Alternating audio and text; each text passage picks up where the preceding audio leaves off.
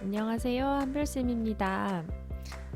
오늘은 그 사람의 물질 대사 단원 중에서 생명활동과 에너지 중 에너지를 얻기 위한 기관계의 통합적 작용에 대해서 얘기를 할 거예요.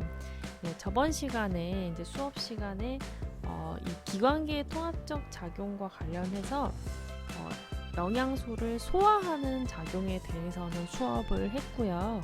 그리고 이어서 이제 호흡과 순환을 통해서 우리가 이 산소와 이산화탄소를 어떻게 몸에서 받아들이고 그리고 이거를 어떻게 이동시키는지 여기에 대해서 이어서 수업을 하도록 하겠습니다. 네, 그래서 교과서는 40쪽이고요. 여러분 나눠드린 프린트로는 이제 12쪽에 있는 내용을 보시면 되겠습니다. 자, 먼저 일단 호흡에 대해서 얘기를 할 겁니다. 그래서 호흡이라고 하면 우리가 보통 이제 숨 쉬는 것을 얘기를 하죠. 그래서 우리 호흡에 관련된 기관으로는 이제 그림에 보이시는 것처럼 이제 폐나 그리고 폐로 연결되는 이 공기의 기관, 그리고 기관이 이렇게 세부적으로 나뭇가지처럼 뻗어져 있는 기관지, 이런 기관들로 이루어져 있는데요. 그 중에 이 폐를 더 확대해서 자세히 보시면은 폐의 끝은 이렇게 뽀글뽀글 약간 포도송이처럼 생긴 폐포라고 하는 형태로 이루어져 있어요. 그래서 이렇게 뽀글뽀글 이렇게 이제 그냥 동그란 밋밋한 형태가 아니라 이렇게 올록볼록하게 생기면은 좋은 점이 뭘까요? 네, 우리가 소화를 얘기를 할 때 소장에 꾸불꾸불 주름이 있고 융털이 나 있는 것처럼 마찬가지로 요것도 표면적을 넓혀주는 역할을 합니다. 그래서 표면적을 넓혀서 여기서 산소와 이산화탄소 기체가 교환되는 것을 더 효율적으로 만들어주는 효과가 있어요. 그래서 이렇게 폐포가 생겨 있고요. 그래서 우리가 숨을 들이마시면은 밖에서 이제 산소가 많은 기체가 폐 속으로 들어갈 거고요. 그리고 내보낼 때는 우리 몸에서 모은 이산화탄소들이 이제 밖으로 빠져나갈 겁니다. 자, 이때 이 기체 교환이 일어나는 과정을 좀 더 자세히 보시면은요. 이제 폐로 들어온 산소는 이 폐포와 이 폐포 주변을 흘러가는 이 모세혈관 사이에서 기체 교환이 먼저 일어납니다. 그러면 이제 우리가 밖에서 들숨으로 들어온 이제 산소가 폐포 주변의 혈관으로 이제 확산돼서 들어가면은요, 이 혈액이 이제 흘러서 온몸에 있는 조직 세포로 갈 거예요. 그래서 온몸에 있는 세포로 이렇게 와서 이제 가지고 온 산소를 세포들에게 주고, 그리고 이 세포들이 만들어낸 이산화탄소를 받아가지고 오는 거죠. 그래서 이산화탄소를 받아서 다시 폐로 돌아오면은 이때 이제 다시 혈관에서 폐포 안으로 이산화탄소가 확산돼서 나오게 되고요. 그리고 이렇게 모인 이산화탄소를 우리는 다시 후 밖으로 내뱉으면서 날숨으로 밖으로 내보내는 거죠. 네, 이렇게 이제 산소와 이산화탄소는 혈액을 통해서 폐와 이제 세포 사이를 이동할 수가 있습니다. 자, 이때 이제 기체가 교환되는 원리에 대해서 얘기를 할 건데, 이 기체 교환의 원리는 기체의 분압 차이에 의한 확산입니다. 확산. 네, 여기서 이제 분압이라고 하는 거는 각각 기체들이 가지는 압력을 얘기를 하는 거고요. 확산은 우리가 1학년 때 여러분 확산이 뭔지에 대해서 배우셨죠? 그래서 분자들이 자체 스스로 가지는 분자 운동 에너지에 의해서 분자들이 막 퍼져나가는 거를 확산이라고 했어요. 그래서 분자들은 원래 가만히 놔둬도 자기 자신의 에너지에 의해서 막 자꾸 퍼져나가기 때문에 이 확산의 과정에는 우리가 따로 에너지를 들이지 않아도 확산은 자동으로 일어납니다. 그래서 에너지 소모를 하지 않아요. 자, 그래서 그 과정을 아래 그림을 통해서 조금 더 자세히 보시면은요. 자, 먼저 대기에서 폐포로 이제 기체가 들어오는 것을 볼게요. 그래서 대기에는 아무래도 이제 산소가 많기 때문에 대기에서 우리가 들숨을 통해서 산소를 들이마시면 폐포 속의 산소가 높은 상태를 유지를 하게 됩니다. 그런데 온몸을 돌고 온 이제 산소를 다 세포한테 줬기 때문에 산소가 별로 없는 상태가 되겠죠. 이렇게 산소가 별로 없는 상태의 혈액을 정맥혈이라고 불러요. 그래서 이거는 뒤에 순환에 대해서 얘기할 때 다시 얘기를 할 건데, 일단 지금 요 혈액에 산소가 없다는 요 수치만 한번 보십시오. 그래서 이 수치들은 이제 측정치이기 때문에 이제 상대값으로 비교만 할 수 있으면 되거든요. 그래서 폐포 안에 혈액보다 산소가 더 많기 때문에 산소가 많은 곳에서 적은 곳으로 자동으로 확산돼서 들어가게 됩니다. 자, 그래서 혈액에 이제 산소가 늘어나서 동맥혈이 돼요. 그래서 동맥혈은 산소가 많은 혈액을 우리가 동맥혈이라고 하고요. 지금 산소가 100mMHg만큼 동맥혈에 존재하고 있는 걸 볼 수가 있죠. 자, 그리고 이 동맥혈은 이제 혈액을 따라 조직세포로 갑니다.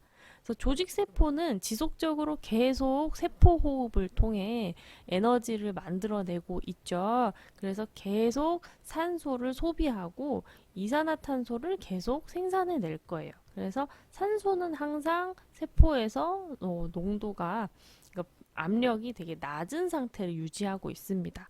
그래서 혈액에 100만큼 산소가 있으니까요. 산소가 많은 혈액에서 적은 조직세포로 산소가 자동으로 확산돼서 들어갈 거예요.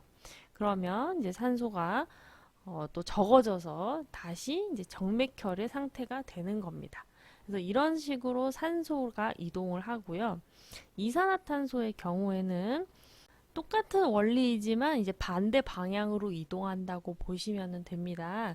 그래서 이 세포에서 계속 이산화탄소를 만들어내기 때문에 세포는 항상 이산화탄소가 많은 상태입니다. 그래서 이산화탄소가 비교적 적은 혈액으로 이산화탄소가 계속 확산되게 되고요. 그리고 이 이산화탄소는 이제 혈액을 따라서 이제 폐까지 오겠죠. 그러면은 폐에서는 날숨으로 이산화탄소를 계속 밖으로 내보내고 있기 때문에 폐포 내부의 이산화탄소 농도가 낮을 거예요.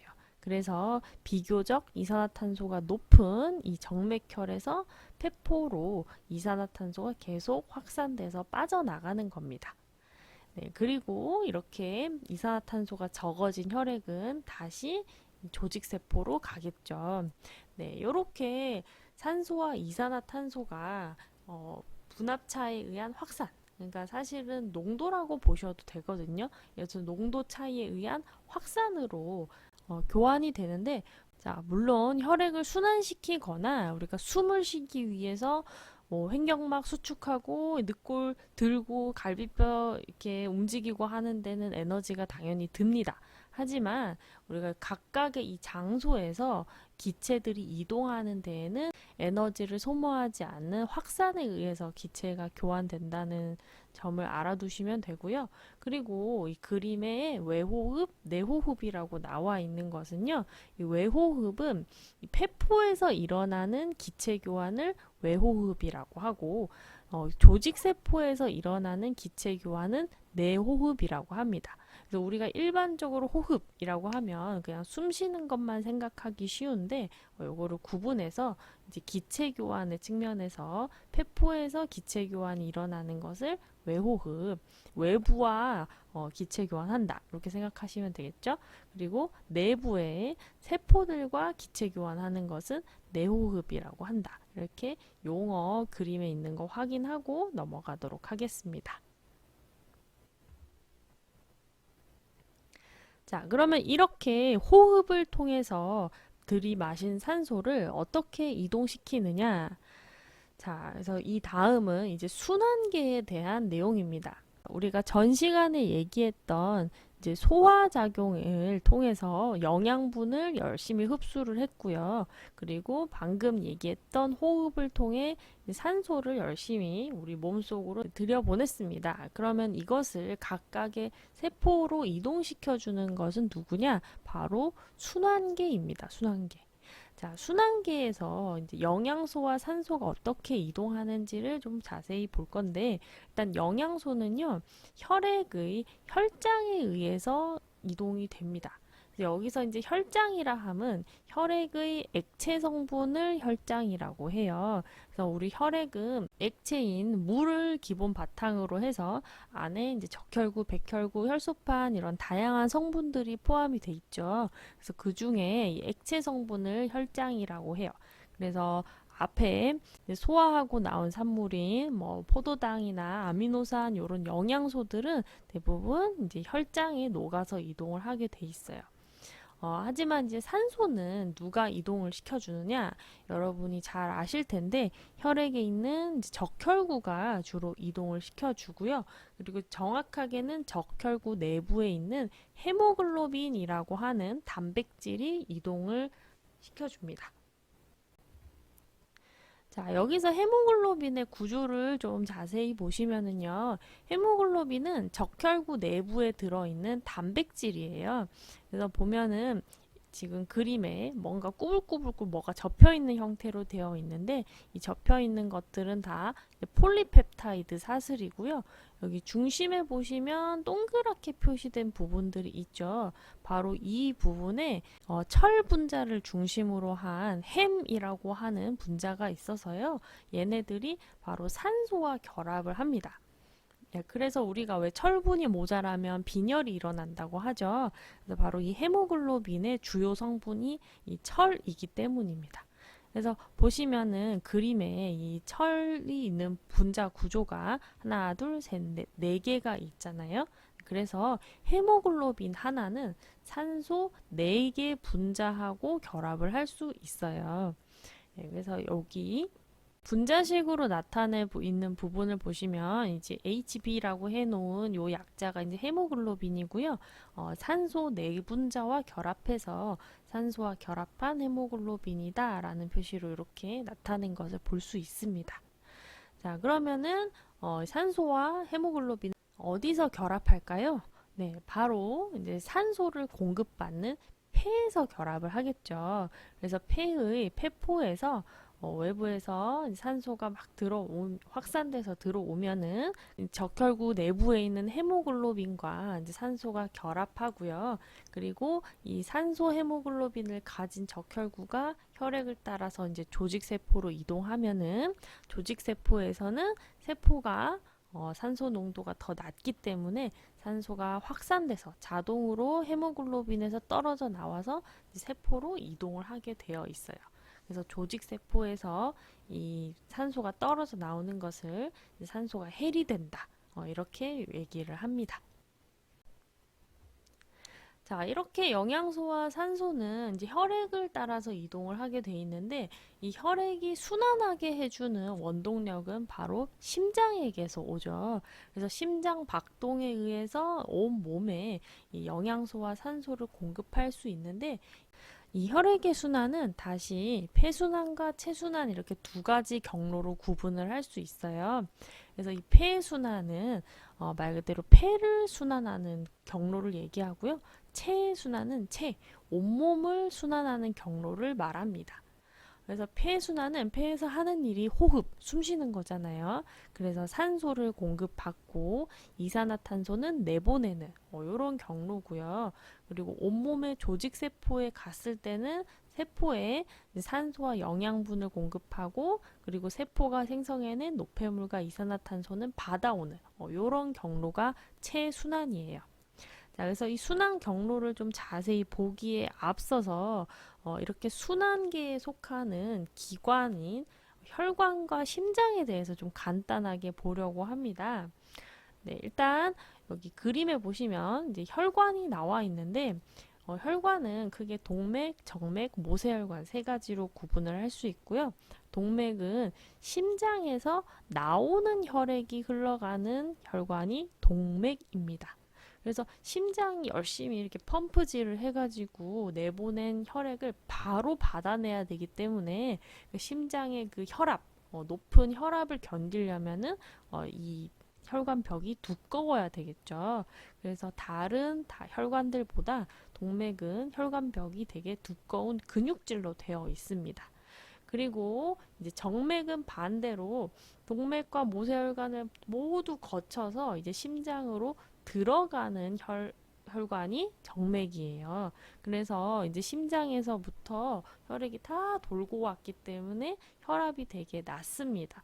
그래서 혈압이 낮아서 오히려 혈액이 거꾸로 흘러가는 역류가 생길 수 있기 때문에 그걸 막기 위해서 판막이라고 하는 구조물이 이렇게 중간에 있고요.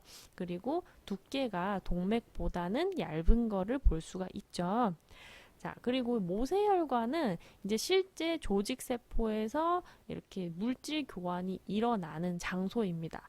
그래서 물질 교환이 일어나려면 이 혈관의 두께가 매우 얇아야겠죠. 그래서 실제로 거의 세포 한 개층 정도로 혈관이 매우 얇습니다.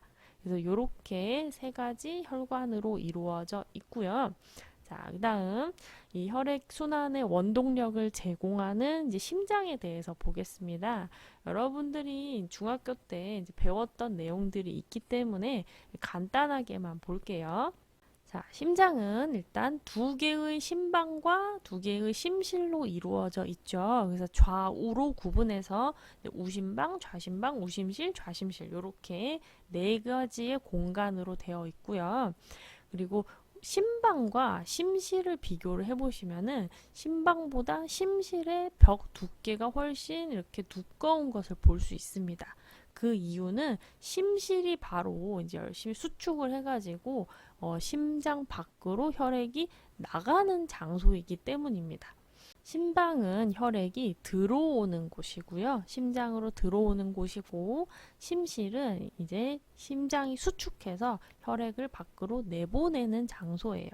그래서 아까 앞에 얘기했던 혈관 기억나시죠? 혈관 중에 동맥이 바로 심장에서 나가는 혈액이 흐른다고 했잖아요. 그래서 이제 심실을 잘 보시면 여기 동맥과 연결이 돼 있는 것을 볼 수 있어요. 자, 그리고 우심실과 좌심실을 비교를 해보면 어느 쪽의 벽이 훨씬 더 두꺼워요? 네, 좌심실의 벽이 훨씬 두껍죠. 그래서 이 좌심실이 힘이 더 세기 때문에 좌심실에서 나가는 혈액이 바로 온몸으로 가는 체순환의 경로의 시작이 됩니다. 그래서 온몸으로 나가는 대동맥과 이렇게 연결이 되어 있고요.